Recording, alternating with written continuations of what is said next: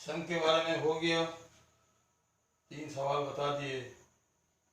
अब इसके बाद जो छोटा छोटा है एपी में, कि एपी में कहेगा कि sum of first 3 terms AP में, या sum of first 4 terms, sum of first 5 terms, तो उसके लिए क्या मानना चाहिए। क्वेश्चन तो बाद में लेंगे, पहले sum of 3 terms, sum of first 3 terms,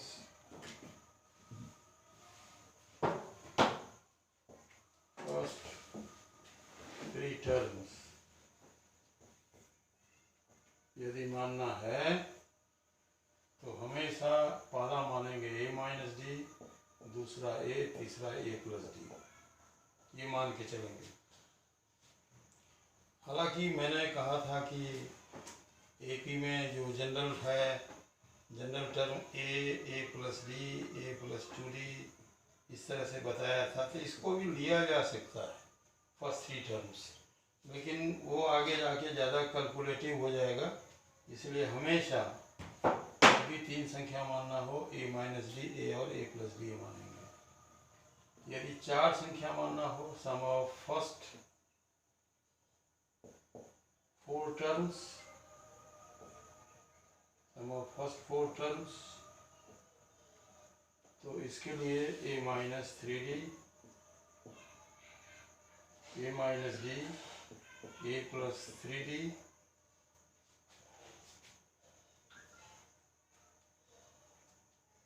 a minus 3d, a minus D, a plus 3d, और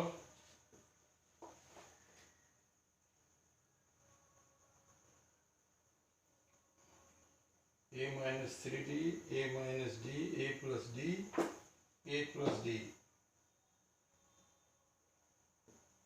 और उसके बाद लास्ट में a प्लस 3d। ये है, 4 संख्या मानना होगा तो यही है। और एक 5 संख्या भी मानने वाला है, लेकिन इस पर सवाल बहुत कम आता है, फिर भी लिख देते हैं कि सम ऑफ फर्स्ट 5 टर्म्स,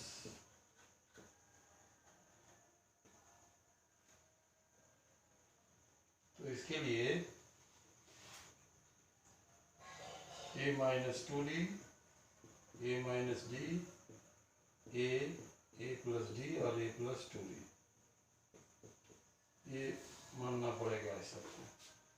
तो एक सवाल जो है हम सम ऑफ फर्स्ट 3 टर्म के बता देंगे, ठीक है, और उसके बाद फिर आगे बढ़ जाएंगे। सम ऑफ फर्स्ट 4 टर्म का भी सवाल है, सम ऑफ फर्स्ट 5 टर्म का तो नहीं पूछता है। तो सवाल है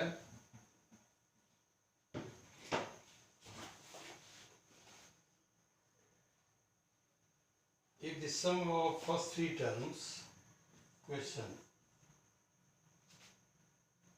if the sum of first 3 terms in AP is 24 and their product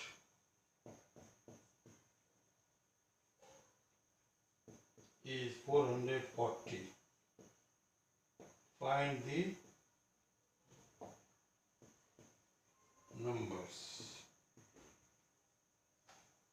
ये सवाल है, मतलब एपी में प्रथम 3 पदों का जोड़ 124 है और उसका गुणनफल जो है, प्रोडक्ट है 440, तो वह जो है संख्या ज्ञात करिए। तो इसमें हम वही मान के चलेंगे, लेफ्ट a माइनस डी, 3 संख्या वाला यही बोले थे, a माइनस डी, a और a plus D R 3 numbers in AP। Therefore तीनों का जोड़ दिया हुआ है, सम ऑफ फर्स्ट 3 टर्म्स 24 दिया है, तो a minus D plus A plus D बराबर 24।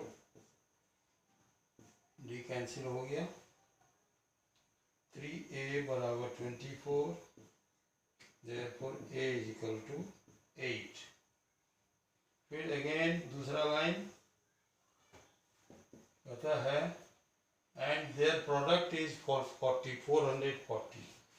प्रोडक्ट का मतलब है जो तीन संख्या माने हैं इसका गुणनफल a minus D into A plus D बराबर 440। अब इसको सॉल्व कर देंगे। सॉल्व करेंगे तो a का मतलब है 8, पहले 8 लिख देंगे, फिर a plus D A minus D A square minus D square. Formula बताया था मैंने, a plus B into A minus D बराबर A square minus B square. वही फार्मूला को कर देंगे। ये 440 और फिर 8, ए का मतलब 8 है तो 64 minus D square is equal to 440। अब पहले 8 से भाग दे देंगे।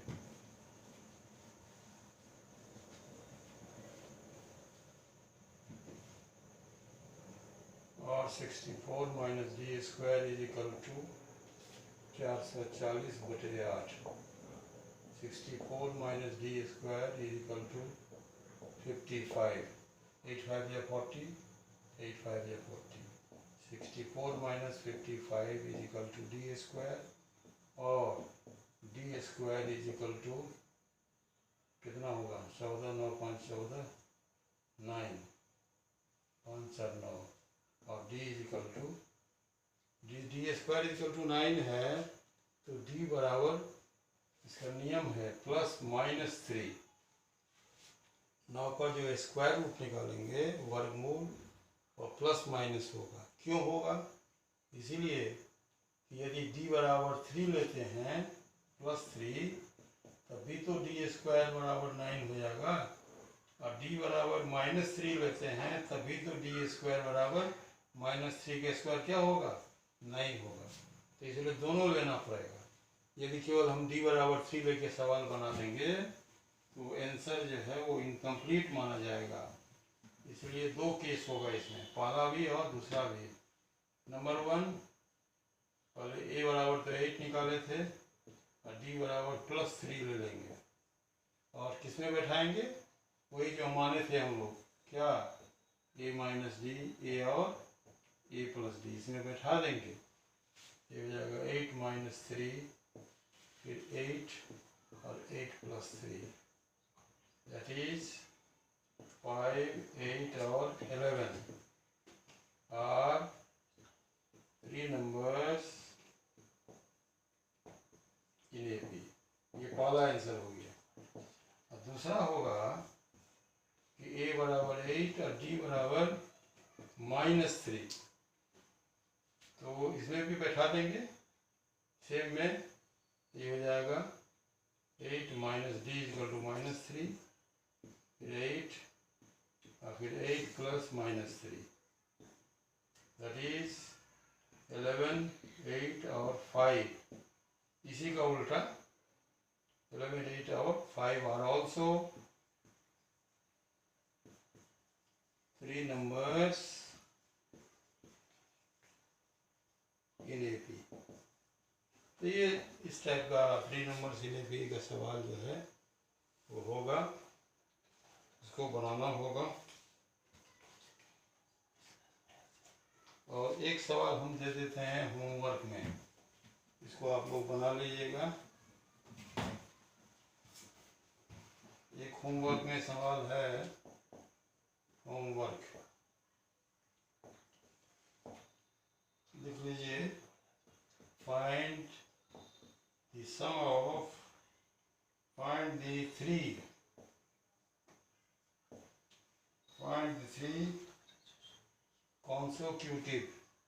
consecutive terms in AP of an AP whose sum is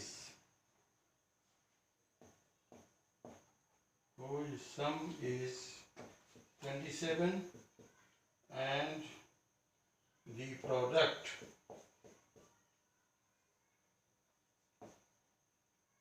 of first and last term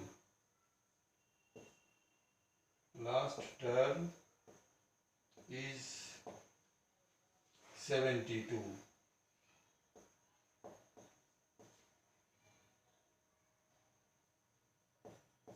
ये है, इसको आप लोग बना लीजिएगा, और नहीं बनेगा यदि तो आप फ़ोन करके या व्हाट्सएप पे पूछ सकते हैं। ये सम ऑफ 3 नंबर सिनेफी का एक सवाल बताया, एक आपको होमवर्क दे दिए, यहीं पे क्लोज कर देना या हाँ तो करिए। अब इसके बाद एपी में एक और होता है। एपी में क्या क्या बता दिए? एपी में nth टर्म पर सवाल बता दिए, एपी में सम पर सवाल बता दिए, एपी में 3 नंबर सिन एपी का सवाल बता दिए, फिर एपी में 3 नंबर से एक होमवर्क भी दे दिए।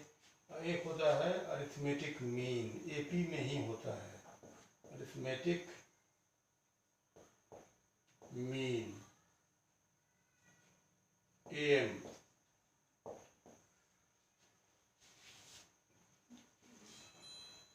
एपी वाले चैप्टर में ही अरिथमेटिक मीन का सवाल रहता है।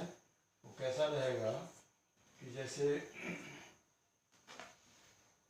2 + 6, 2 और 6 दो संख्या दिया हुआ है और कहेगा कि इसका अरिथमेटिक मीन निकालिए, तो हम लोग क्या करेंगे? दोनों को जोड़ के 2 से भाग दे देंगे, तो ये अरिथमेटिक मीन हो जाएगा 2 + 6/2 बराबर हो जाएगा 4। हम कह सकते हैं कि 4 is the arithmetic mean between 2 and 6, ठीक है। लेकिन यदि ये तो एक अरिथमेटिक मीन आया, आपको कह देगा कि 2 और 6 के बीच 2 अरिथमेटिक मीन निकालिए, या 2 और 6 के बीच 3 अरिथमेटिक मीन निकालिए, 2 और 6 के बीच 4 अरिथमेटिक मीन निकालिए, तो कैसे निकालेंगे? ये प्रॉब्लम इसमें है। तो इसका नियम है कि दो संख्याओं के बीच जो अरिथमेटिक मीन निकलता है, उस अरिथमेटिक मीन को उन दो संख्या के बीच में रख देंगे, तो सीरीज किस में हो जाएगा? एपी में हो जाएगा। दो संख्याओं के बीच में जो औसत निकलता है, अरिथमेटिक मीन निकलता है, उसको उन दो संख्याओं के बीच में रख देंगे, तो ये क्या हो जाएगा? एपी में। ये कोई ज़रूरी नहीं है कि यही होगा, दूसरा कोई हो सकता है। 3 और 5 है, इसका अरिथमेटिक मीन कितना होगा? 8/2 4। 4 is the arithmetic mean between 3 and 5, तो 3 और 5 के बीच अरिथमेटिक 4 को रख देंगे, तो ये किस में हो जाएगा?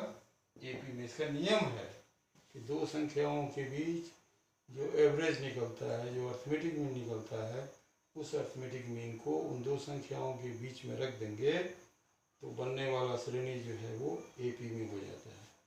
और इसके आधार पर इसका मतलब है कि यदि दो संख्याओं के बीच 2 अरिथमेटिक मीन निकालना होगा, तो 2 अरिथमेटिक मीन हम निकालेंगे, उन 2 अरिथमेटिक मीन को भी बीच में रख देंगे, तो प्रोग्रेशन किस में हो जाएगा? एपी में हो जाएगा। दो संख्या के बीच 3 अरिथमेटिक मीन निकालना है, तो तीनों अरिथमेटिक मीन निकाल लेंगे। कैसे निकालेंगे वो बताएंगे। निकाल के उन दो संख्याओं के बीच में रख देंगे, तो बनने वाला जो सीरीज है, प्रोग्रेशन है, वह एपी में हो जाएगा। तो इस पर एक सवाल हम लोग ले लेते हैं। Insert 6 arithmetic means between 3 and 31। करेगा 3 और 31 के बीच में 6 अरिथमेटिक मीन निकालिए। 3 and insert 6 arithmetic mean between 3 and 31। तो यदि कहता 3 और 21 के बीच एक अरिथमेटिक मीन निकालो, तो तब तो दोनों को जोड़ देते, 2 से भाग देते, आ जाता। लेकिन एक अर्थमेटिक में नहीं है, 6 अर्थमेटिक में है, इसलिए मानना पड़ेगा पहले late x1, x2, x3, x4, x5, x6 are 6 arithmetic means between 3 and 31। ये मान लेंगे कि 3 और 31 के बीच है ना, इसमें 3 और 31 के बीच में 6 अर्थमेटिक में हम मान लेंगे पहले x1, x2, x3, x4, x5, x6। Therefore अभी बताया मैंने कि दोनों के बीच में 6 अर्थमेटिक मीन जो मान है उसको रख देंगे। 3 और 31 के बीच में 6 arithmetic mean x1, x2, x3, x4, x5 और x6 रख देंगे, तो ये किस में हो जाएगा, AP में हो जाएगा। यही तो इसका फंडामेंटल है। दो संख्याओं के बीच जितना भी अर्थमेटिक मीन निकालेंगे तो उसको पहले मान लेना होगा। एक रहेगा तब तो एक में कोई दिक्कत नहीं है, लेकिन एक से जहाँ दिखवा मानना पड़ेगा। ये AP में हो गया। और AP का तो हम लोग सब कुछ जानते हैं, AP का फर्स्ट टर्म, AP का कॉमन डिफरेंस, सब कुछ इसलिए अब निकल जाएगा। ये देखो यहाँ पर A बराबर हो जाएगा 3 और 31 जो है ये हो जाएगा लास्ट टर्म। और लास्ट टर्म का मतलब 6 टर्म तो यही हुआ और 2 और है। 6 पद तो हम लोग जो माने हैं 100 और 2 और किनारे किनारे फर्स्ट एंड लास्ट, ये हो जाएगा 8th term. 31 is equal to AP का 8वां पद A + 7D। 31 is equal to A is equal to 3 + 7D और 28 is equal to 7D। Therefore D is equal to 4। D का मान 4 आ गया और A का मान तो AP में 3 है ही। बस फटाफट हम लोग सब निकाल लेंगे। इसके बाद हमको 6 अर्थमेटिक मीन निकालना था। इंसर्ट मैंने रखना तो 6 अर्थमेटिक मीन x1 है पहला अर्थमेटिक मीन बस, बट AP के हिसाब से दूसरा पद A + 2D, A + D। x1 मतलब दूसरा पद A + D। x2 का मतलब तीसरा पद A + 2D। x3 का मतलब चौथा पद A + ये हो गया x1 A + D, A + 2D, A + 3D, A + 4D,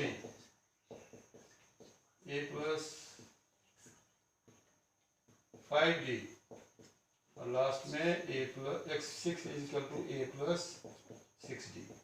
अब इसमें मान बैठाते जाएंगे। A का मान है 3 और D का मान है 4, ये हो गया 7। सब करते जाएंगे। 7 4 11 निकाल लेना होगा अपना। 11 4 15, 15 4 19 और 19 और 4 23 और ये हो गया 27।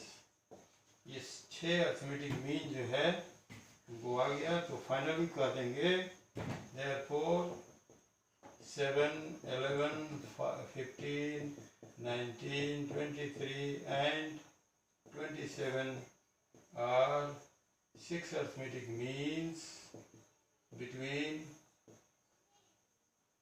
3 and 31। ये AP का ये सवाल हो गया। कुछ पूछना होगा तो अपना सवाल व्हाट्सएप पर पूछ सकते हैं।